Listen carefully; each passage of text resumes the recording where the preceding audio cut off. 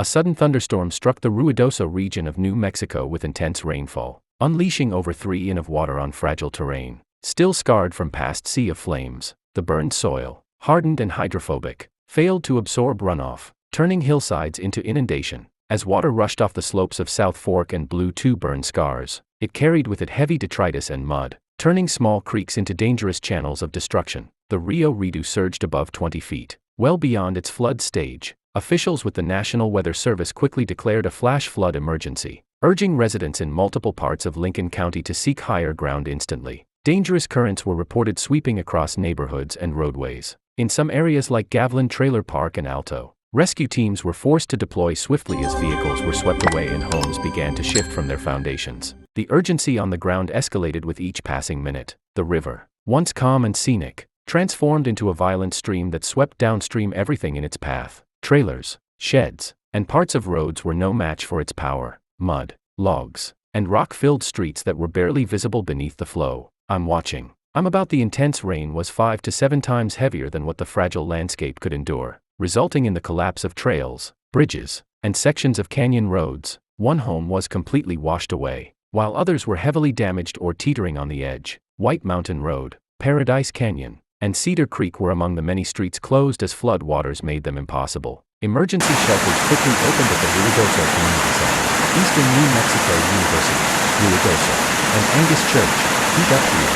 Flash flooding also spread into nearby communities like Ruidoso Downs and Gleno where creeks overflowed, sweeping debris through residential zones. Homes along the banks were submerged and cars were stranded in muddy waters. Multiple emergency rescues were performed across the county, some involving helicopters as crews worked to reach trapped residents. In Hollywood, reports indicated a father and 2 children had been carried away by rising waters. Heat up here. The river's sudden rise from just over 1 foot to more than 20 in under an hour left little time to react. Gauges placed by the USGS confirmed the spike, marking it as a possible all-time record for the Rio Ruidoso. This is one of the fires here. Social media warnings from the National Weather Service emphasized the life-threatening nature of the event, repeating the call to avoid all flood waters and to not attempt to cross moving streams. This water will carry you away. One bullet in red. Wow. Me too. Going down. That house is okay, bro. Carrie Gladen, a spokesperson for the village of Ruidoso, said damage assessments were still ongoing, but confirmed that several people were hospitalized with flood-related injuries.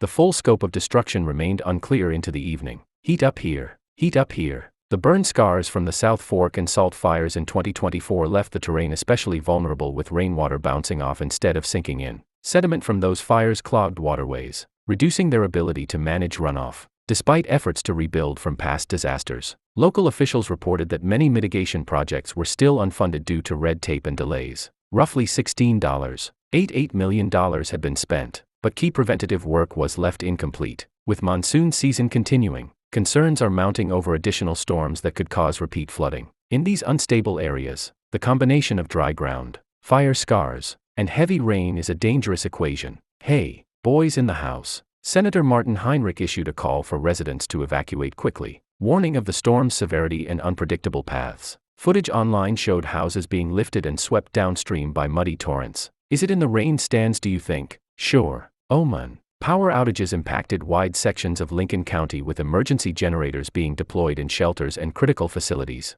Many residents were forced to rely on flashlights and radio broadcasts for updates. Wow. Look at all that. Local government stressed that flood awareness, sandbag stations, and updated evacuation protocols would be essential going forward. Residents were urged to prepare in advance and not wait for last-minute alerts.